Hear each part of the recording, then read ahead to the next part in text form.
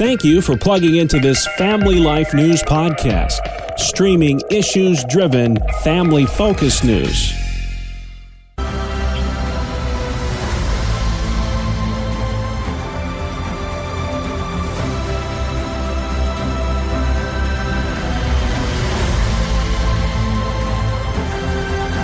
And welcome back to another edition of Issues in Education.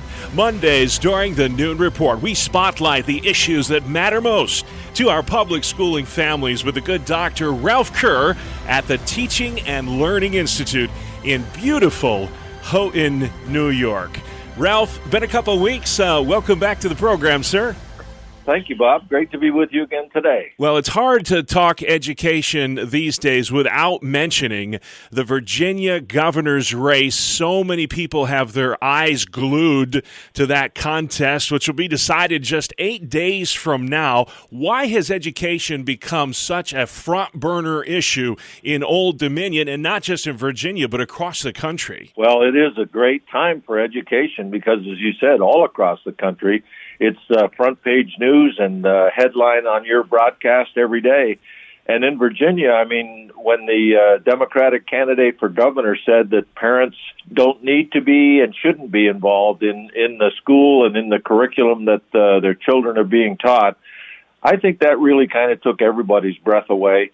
But it also, I think people realize that that's really what a lot of people are thinking these days, that the state controls education and parents should keep their nose out of it. Yeah. And obviously, we don't believe that's true at all.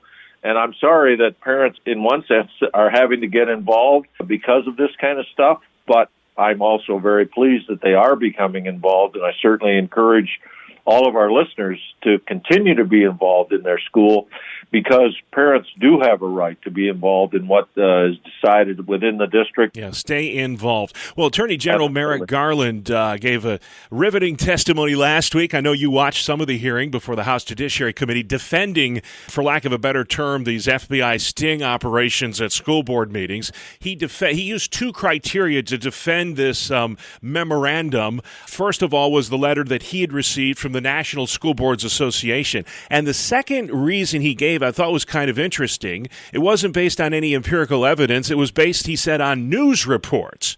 So I'll ask you, Ralph, is there any evidence that school board meetings have become unsafe for school board members? I've not seen that, and I actually was driving last week when that testimony was taking place, and I almost stopped the car and threw up along the side of the road when he said that, because I thought, boy, a letter from the national school boards and news reports gets the result of sending a letter that says that parents are domestic terrorists, and that's unforgivable that would happen. It really is. Well, let's talk about a state issue that is impacting Pennsylvania as well as New York, and this is it's condition critical now with the bus driver shortage, the substitute teacher shortage. Some districts now reverting back to Zoom school because they have such a dearth of drivers and there's just no substitutes.